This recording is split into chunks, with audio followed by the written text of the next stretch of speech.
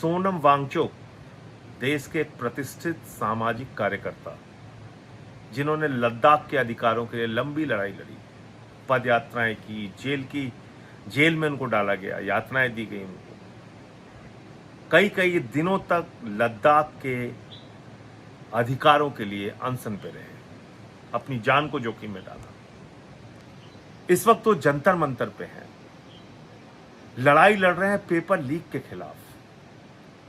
सोनम वांगचुक की उम्र कितनी है? 59 साल की उम्र है उनकी। उनको कोई एग्जाम नहीं देना है, किसी परीक्षा में वो फेल नहीं हुए हैं, बहुत ही योग्य व्यक्ति हैं। वो किसके लिए अनशन पे बैठे हुए हैं? इस देश के करोड़ों नौजवानों के लिए अनशन पे बैठे हुए हैं, जिनका नीट का पेपर लीक हुआ। ऐसे 22 लाख छात्र छात्राओं के लिए और 93 पेपर लीक में करोड़ों नौजवानों के अधिकारों के लिए सोनम वांगचुक 1, 2, 3 नहीं 14 दिनों से आमरण अनशन पे बैठे हुए हैं। जरा एक मीटिंग भूखा रख के दिखाइए, एक दिन भूखा रख के दिखाइए। 14 दिन से उस आदमी ने कुछ खाया नहीं। किसके लिए? हमारे आपके लिए, हमारे आपके बच्चों के भविष्य के लिए, इस देश के लिए, इस देश के नौजवानों के लिए, कि पेपर लीक ना हो, लोग जो अपनी योग्यता के हिसाब से परीक्षा दें, उसमें उनको अंक मिले, वो पास हो, डॉक्टर बने, इंजीनियर बने, अधिकारी बने। इसलिए सोनम वांगचुक बैठे हुए हैं और उनके समर्थन में 25 और लोग बैठे हुए हैं पिछले 14 दिनों से।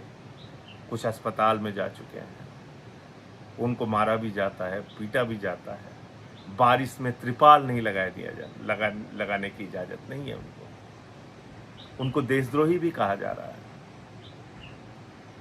लेकिन इन सब के बावजूद जितनी बड़ी तादाद में, जितनी बड़ी संख्या में हम लोगों को जंतर मंतर पहुंचना चाहिए, उनका साथ देना चाहिए, उनके लिए आवाज़ उठानी चाहिए, सोशल मीडिया पे वीडियो बना के या खुद अपने इलाके में अनशन रख के, धरना करके, प्रदर्शन करके, कुछ भी करके जिस प्रकार से उनका समर्थन करना चाहिए, इस देश के लोग शायद उस तरह से उनका समर्थन नहीं कर रहे हैं।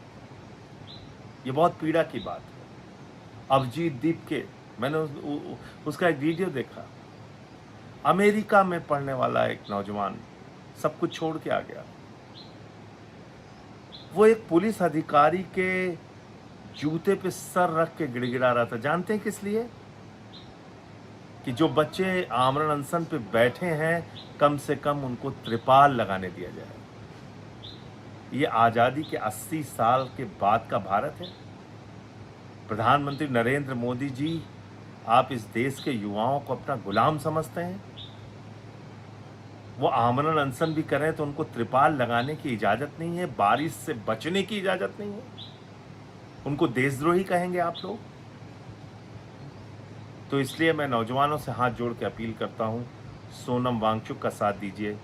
जो और लोग अनशन पे बैठे हुए हैं, जो लोग हॉस्पिटल जा चुके हैं, दानिश और बाकी और लोग भी कई हॉस्पिटल गए हैं, उन लोगों की आवाज़ में आवाज़ मिलाइए।